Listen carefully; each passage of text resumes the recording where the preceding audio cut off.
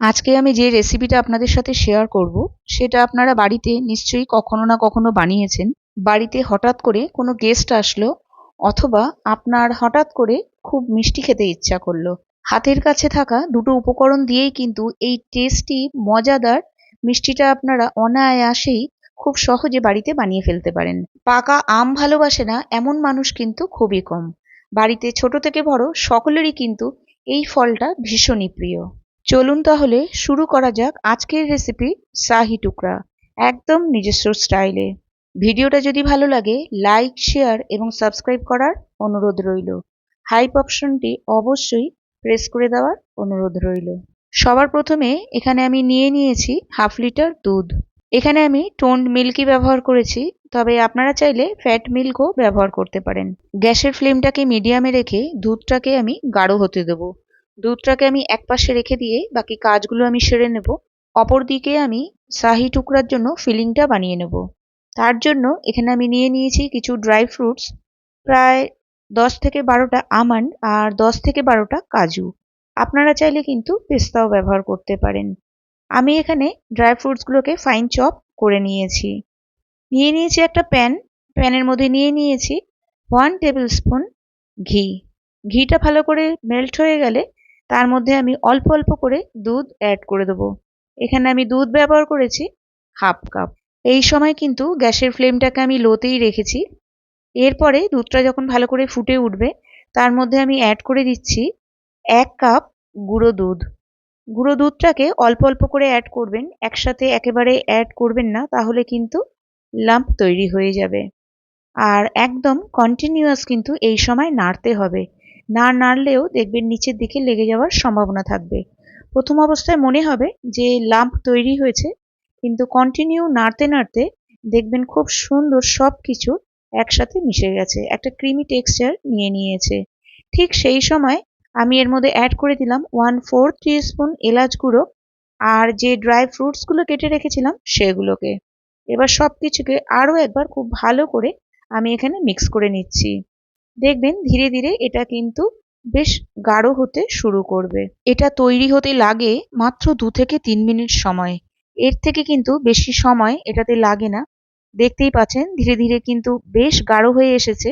এর থেকে বেশি গাঢ় আমি করব না, কারণ যখন এটা ঠান্ডা হয়ে যাবে আরও একটু কিন্তু ড্রাই হয়ে যাবে। এটাকে আমি রেখে দিচ্ছি একটা পাত্রে ঠান্ডা করার জন্য। আর যেহেতু এটা আমি ফিলিং এর জন্য ব্যবহার করব, খুব বেশি পাতলাও কিন্তু এটা করলে হবে না, ঠিক এইরকমই একটা টেক্সচার কিন্তু দরকার। এরপরে নিয়ে নিয়েছি একটা পাকা আম। যে কোনো ধরনেরই পাকা আম আপনারা ব্যবহার করতে পারেন। এই গরমে এই ঠান্ডা ঠান্ডা যদি একটা ডেজার্ট হয়ে যায়, আমার মনে হয় প্রত্যেকেরই ভালো লাগবে। আর তার মধ্যে যদি থাকে পাকা আমের ছোঁয়া। এই রেসিপিটা বানানোর জন্য শুধুমাত্র দুটো ইনগ্রিডিয়েন্টস হলেই কিন্তু বানিয়ে নিতে পারবেন। আপনার হাতের কাছে যদি ব্রেড আর দুধ থাকে তাহলেই কিন্তু এই রেসিপিটা খুব সুন্দরভাবে বানিয়ে নেওয়া যেতে পারে। কখনো যদি ট্রাই না করে থাকেন, একবার হলেও শাহি টুকরা ট্রাই করার অনুরোধ রইল। আমগুলোকে এখানে আমি ছোট ছোট টুকরো করে নিচ্ছি আর নিয়ে নিচ্ছি একটা মিক্সার জারে।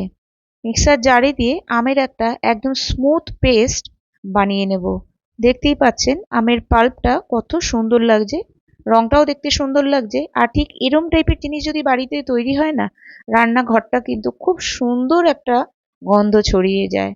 এরপর যে ফিলিংটা আমি তৈরি করে রেখেছিলাম আগে থেকে, তার মধ্যে আমি অ্যাড করে দিলাম 2 টেবিল স্পুন আমের এই পাল্পটা। খুব ভালো করে সবকিছুকে আমি এখানে মিক্স করে নিচ্ছি। তবে আপনারা চাইলে আরও একটু ম্যাঙ্গো পাল্প ইউজ করতে পারেন, তবে খেয়াল রাখবেন আমাদের এই ফিলিংটা যেন একদম পাতলা না হয়, এটাকে কিন্তু গাঢ় রাখতে হবে। দুধটাও কিন্তু এখানে প্রায় অর্ধেকটা শুকিয়ে এসছে। এই সময় আমি এতে অ্যাড করে দিলাম 1/4 কাপ তাল মিছরি। আপনারা চাইলে কিন্তু চিনিও ব্যবহার করতে পারেন। আর অ্যাড করে দিলাম 1/4 টিস্পুন এলাচ গুঁড়ো। সব কিছুকে এখানে আমি খুব ভালো করে মিক্স করে নিচ্ছি। তবে আপনাদেরকে এখানে আমি একটা টিপস দিতে চাইবো, যদি দুধটাকে আপনারা চটজলদি গাঢ় করে নিতে চান, তাহলে এই সময় এখানে অ্যাড করে দেবেন 2 টেবিল স্পুন কাস্টার্ড পাউডার। তবে কাস্টার্ড পাউডারটা কিন্তু আগে থেকেই ঠান্ডা দুধে গুলে রাখবেন, ডাইরেক্ট কিন্তু গরম দুধের মধ্যে অ্যাড করবেন না। তবে আমি এখানে আজকে কোনো রকম কাস্টার্ড পাউডার ব্যবহার করব না, দুধটাকেই আমি গাঢ় করে নেব। এখানে দেখতেই পাচ্ছেন দুধটা কিন্তু বেশ গাঢ় হয়ে গেছে, আর ঠান্ডা হলে আরো একটু বেশি গাঢ় হয়ে যাবে। দুধটাকে আমি এখানে ঠান্ডা করে নিয়েছি। ঠান্ডা করার পর আমি এখানে অ্যাড করে দিচ্ছি 3 টেবিল স্পুন ম্যাঙ্গো পাল্প। আপনারা কিন্তু চাইলে এর থেকেও বেশি ম্যাঙ্গো পাল্প এখানে মিক্স করতে পারেন, তার জন্য কিন্তু কোনো অসুবিধা নেই। ম্যাঙ্গো পাল্পটা মিক্স করার পর এখানে দেখতেই পাচ্ছেন কালারটা কত সুন্দর এসছে, আর এটা কিন্তু এমনি এমনি খেতেও ভীষণই টেস্টি লাগে। এটাকেও আমি রেখে দেবো এক পাশে। চলে যাব নেক্সট স্টেপে। আমি একটা চিনির সিরাপ বানিয়ে নেব। তার জন্য একটা কড়াইতে আমি নিয়ে নিয়েছি 1 কাপ চিনি আর 1 কাপ জল। এখানে গ্যাসের ফ্লেমটাকে আমি মিডিয়ামেই রেখেছি। রেখে চিনিটাকে মেল্ট হতে দেবো। যতক্ষণ পর্যন্ত না চিনিটা মেল্ট হয় ততক্ষণ পর্যন্ত আমি এখানে অপেক্ষা করব। চিনিটা এখানে আমার সম্পূর্ণ মেল্ট হয়ে গেছে। এই সময় এখানে আমি অ্যাড করে দিচ্ছি 1/4 টিস্পুন এলাচ গুঁড়ো। আপনারা চাইলে কেসার অথবা কয়েক ড্রপ রোজ ওয়াটারও ব্যবহার করতে পারেন।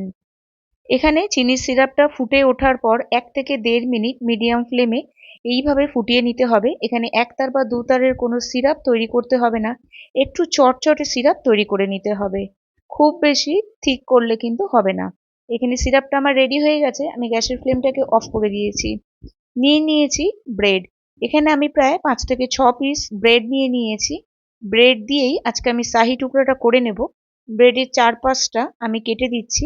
আপনারা চাইলে কিন্তু এটা নাও কাটতে পারেন। চারপাশটা কেটে নেওয়ার পর ব্রেডগুলোকে আমি স্কোয়ার পিসে কেটে নিচ্ছি।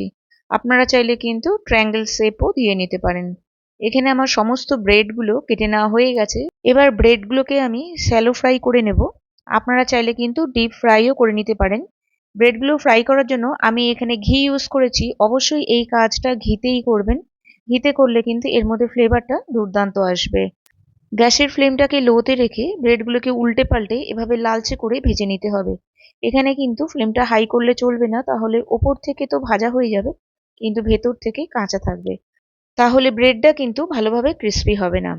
এরপর গরম অবস্থাতেই চিনি সিরাপে দিয়ে দিতে হবে, তবে চিনি সিরাপেও বেশিক্ষণ রাখলে হবে না। চিনির সিরাপটা বেশি সোক করে নিলে তাহলে ব্রেডগুলো কিন্তু নরম হয়ে যাবে। কয়েক সেকেন্ড চিনি সিরাপে এইভাবে উল্টে পাল্টে ব্রেডগুলোকে আমি রেখে দিচ্ছি একটা নেটের মধ্যে। এভাবে নেটের মধ্যে রাখলে এক্সট্রা যে চিনি সিরাপটা আছে সেটা কিন্তু বের হয়ে যাবে। দেখতেই পাচ্ছেন কতটা সুন্দর আর কতটা লোভনীয় লাগছে দেখতে। আপনারা কিন্তু এইভাবে শুধুও কিন্তু ট্রাই করতে পারেন, এটাও কিন্তু দুর্দান্ত লাগে। এবার আমি যে ফিলিংটা আগে থেকে রেডি করে রেখেছিলাম সেইগুলো ঠিক এইভাবে ব্রেডের মধ্যে আমি লাগিয়ে দিচ্ছি, আর ওপর থেকে আরও একটা ব্রেডের টুকরো আমি দিয়ে দিচ্ছি। দেখতেই পাচ্ছেন মিষ্টিটা কিন্তু ভীষণ লোভনীয় হয়েছে। আপনারা কিন্তু মন চাইলেই যখন খুশি কিন্তু এটা ট্রাই করতে পারেন। চাইলে আপনারা আপনাদের পছন্দ মতো যে কোনো ফিলিং কিন্তু রেডি করে নিতে পারেন। আর এই গরমে ঠান্ডা ঠান্ডা এরকম ম্যাঙ্গো শাহি টুকরা কিন্তু খেতে দুর্দান্ত লাগে। কেউ যদি একবার এটা ট্রাই করে এটা কিন্তু বারবার ট্রাই করতে চাইবে, আর একটা খেয়ে কিন্তু মোটেও মনের পিপাসা মিটবে না। চলুন তাহলে শাহি টুকরাটাকে আমি সার্ভ করে নেব। তার জন্য একটা প্লেটে আমি নিয়ে নিলাম যে ক্ষীর আর ম্যাঙ্গো পাল্পটা মিশিয়ে রেখেছিলাম সেটা, তার উপরে একটা একটা করে শাহি টুকরা আমি এভাবে সাজিয়ে দেবো। তার উপরে দিয়ে দেবো আবারও সেই ক্ষীরটা যেটা ম্যাঙ্গো পাল্পের সাথে মিশিয়ে নিয়েছিলাম। অল্প অল্প করে দিয়ে দিচ্ছি যাতে দেখতে টেম্পটিং লাগে। সবার উপরে গার্নিশ করে নিচ্ছি একদম ছোট ছোট করে টুকরো করে রাখা আমের কুচি আর পেস্তা দিয়ে। আজকের রেসিপি আপনাদের কেমন লাগলো অবশ্যই কমেন্ট বক্সে একটা কমেন্ট করে জানাবেন। আজকে তবে এই পর্যন্তই। আবার দেখা হবে আরেকটি নতুন রেসিপির সাথে।